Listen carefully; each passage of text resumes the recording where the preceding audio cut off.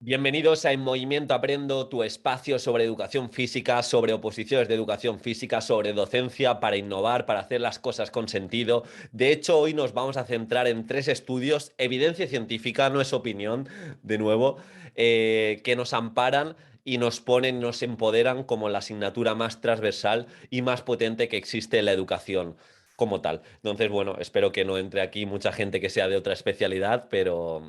bueno, fuera de bromas. Ya os digo que vamos a hablar de 3 estudios donde se observa cómo no solo la educación física o la actividad física mejora, obviamente, nuestra competencia motriz, sino también en lo cognitivo y en los tiempos atencionales se han visto mejoras. Así que todos los estudios lo vais a tener en las notas del programa, en el comentario fijado. Deciros antes de empezar como tal que la estructura del podcast va a ser sencillo, unos 10 minutitos hablando de los 3 estudios, cómo se llevaron a cabo, qué se vio y por último la aplicación práctica, cómo lo podemos llevar al aula o cómo podemos evidenciarlo tanto en las oposiciones o a nivel de aula. Deciros por otro lado que este jueves a las 6 de la tarde vamos a hacer el primer webinar de Movimiento Aprendo. Tanto Pepe y yo vamos a compartir 8 tendencias educativas, nuevas tendencias educativas de educación física. 20 vamos a estar en torno a 50, una horita máximo. Y te apuntas, os dejo el enlace también en la descripción y nos vemos. Así que vamos a empezar. Primero de todo, el primer estudio que vamos a comentar es uno que se llevó a cabo hace unos añitos, donde se observó y se evaluó a niños y niñas de 9 años. Y se observó cómo el ejercicio físico moderado beneficiaba la atención y el tiempo atencional. Fue muy sencillo. Como digo, se utilizó una cinta de correr a un ritmo moderadamente alto y después se llevó a cabo una serie de test cognitivos en los que tenían que mostrar su autocontrol y algunas funciones ejecutivas. ¿Qué se vio? Los análisis demostraron que el rendimiento de los estudiantes en estas pruebas era mejor tras la sesión de ejercicio físico, especialmente cuando las tareas eran más complejas y se veía cómo estos niños y niñas invertían menores tiempos de reacción, tenían más tiempo atencional y más capacidad de foco que aquellos niños y niñas que no habían hecho el ejercicio físico como tal. Y de hecho también se vio en distintas pruebas relacionadas con la lectura y la ortografía resultados muy parecidos. O sea, no solo en test matemáticos, sino también cómo el ejercicio físico en pruebas de lectura mejoraba esa concentración. El segundo estudio del que vamos a hablar, y este ya es un estudio longitudinal, con más de 1 millón de jóvenes suecos a lo largo de 26 años, y aquí se observó que las mejoras físicas entre los 15 y los 18 años de edad predecían o predice, mejor dicho, la capacidad intelectual a los 18 años, sino que también que el nivel de resistencia aeróbica durante la adolescencia guarda una relación directa y positiva con el nivel socioeconómico y los logros académicos en la edad adulta. Mejores empleos, mayor probabilidad, etcétera, etcétera. En este estudio, ya os digo, participó más de 1.200.000 jóvenes suecos entre 15 y 18 años y no solo se observó esto, sino que también había muchos gemelos, mellizos y demás, y en el análisis de estos gemelos se mostró una relación directa entre la resistencia aeróbica y la inteligencia. Es decir, una influencia clara sobre la misma de los factores ambientales, en este caso, el ejercicio físico. Entonces, para que veamos un poquito que la actividad física no solo mejora nuestro tiempo atencional, mejora a nivel de neurogénesis y aumenta el volumen del hipocampo y el número de neuronas de nuestra región cerebral, sino también puede predecir, digamos, yo creo que por el contexto hormonal que se crea, todo lo que va, si estáis estudiando lo sabréis, todo lo que desencadena el sentirse capaz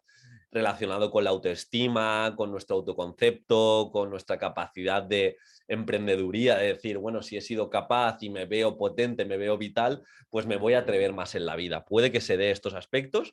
o puede que no, pero yo creo que es para tener en cuenta. Y por último se observó en el último estudio que El hecho de hacer ejercicio físico aumentaba, como he dicho, el volumen del hipocampo, el número de neuronas y, y por ende, que siempre lo hablamos y de hecho en mi otro espacio de oposiciones de educación tengo un podcast que se llama Cómo ser más inteligente y la actividad física es necesaria para ello.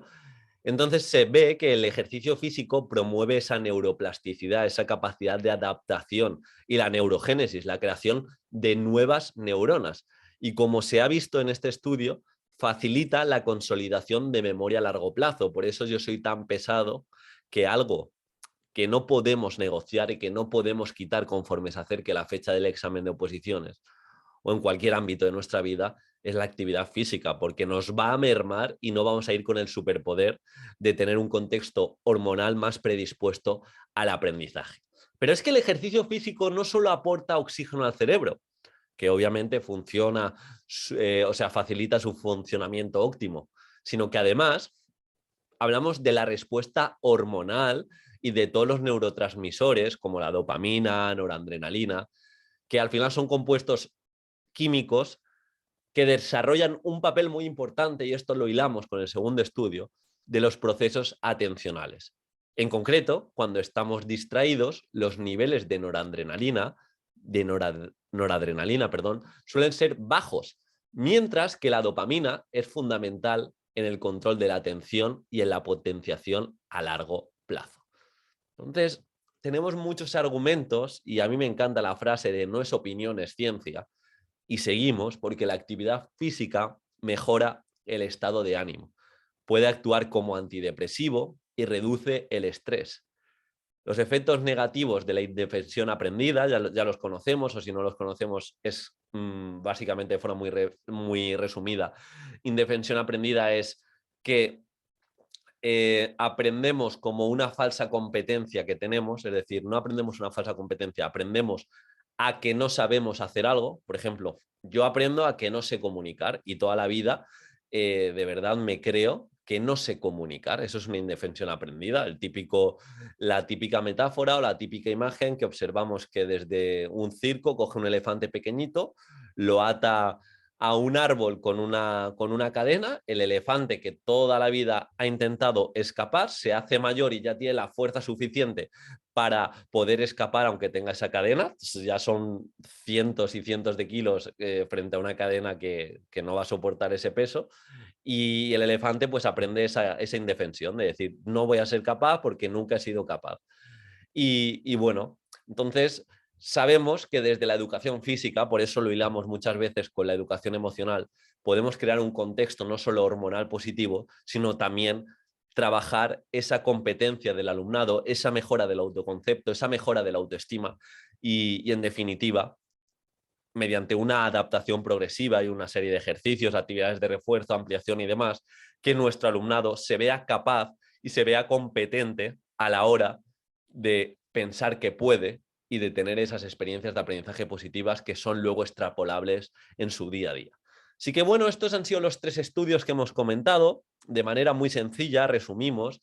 Ya hemos visto cómo mejora el ejercicio físico nuestro contexto hormonal a nivel de más neuronas y mejores conexiones neuronales, cómo mejora la memoria a largo plazo y por ende también las funciones ejecutivas, cómo mejora el tiempo atencional cuando realizamos una sesión antes de la propia clase o antes de los test cognitivos y cómo puede ser un predictor, cómo puede predecir esa buena capacidad física básica o ese buen rendimiento a nivel aeróbico, cómo puede predecir, incluso siendo pretencioso, la calidad de vida de nuestro alumnado. Entonces, bueno, sabiendo esto, creo que tenemos argumentos más que de peso para defender que la práctica deportiva es necesaria. Para llevarlo al aula, pues ya conocemos los archiconocidos descansos activos, pero quizá deberíamos replantear el tener siempre las sesiones de educación física en muchas ocasiones, al menos una, dos, tres por curso al final del día. Igual puede ser mucho más potente tenerlo a primeras horas de la mañana para luego estar con una mayor atención y también a tener en cuenta algunos proyectos chulos que se llevan en distintos colegios, como la milla diaria, que aquí también hay estudios donde se observa que aquellos niños y niñas que corren una milla o que corren antes de entrar al centro educativo o que corren dentro del centro educativo pero antes de entrar a una asignatura como tal, que no es educación física, pues mejoran su rendimiento cognitivo y su rendimiento académico. Así que bueno, espero que os haya gustado, espero que de verdad lo apliquemos, que defendamos cómo podemos potenciar la educación física a través no solo de nuestra asignatura, sino también abogando por la disposición adicional de la LOMLOE 46, que nos insta a promover la actividad física, el deporte y deporte de manera diaria, gestión de patios activos, un poco buscar esa gestión activa del ocio y del tiempo libre. Bueno, tenemos muchas propuestas. Yo estoy seguro que el resto de docentes, si vamos con la ciencia por delante, pues nos van a respetar más porque ellos no pueden competir contra nosotros y bueno, lo dicho, espero que te haya aportado. Nos vemos el jueves si te apetece venir a estas tendencias educativas. Deciros antes también que se me había olvidado y lo tenía aquí apuntado, que una de las prestigiosas neurocientíficas como es Sarah Jane Blackmore, no sé si lo he dicho bien, explicó en un pequeño estudio que se llevó a cabo en Inglaterra que los niños que dedicaban solo 5 minutos a realizar ejercicios sencillos, como agitar brazos o saltar sin desplazarse antes de la clase, mejoraban su rendimiento. La motivación les hacía asimilar conceptos de forma más eficaz que cuando no realizaban ejercicios. Y además se añade que Tomás Ortiz sugiere la realización de una serie de ejercicios antes de empezar la clase, como un calentamiento que podemos, si no lo podemos llevar a cabo porque no vamos a ser docentes de todas las clases, sí que podemos, en este caso, preparar y planificar al resto de tutores, al resto de tutoras, para que observen que a través de la actividad física su alumnado va a rendir más. Así que acabando, la enseñanza que tenga en consideración la actividad cerebral ha de fomentar enfoques interdisciplinares que incluyan el movimiento y la actividad física. Nuestra salud física y mental lo requiere.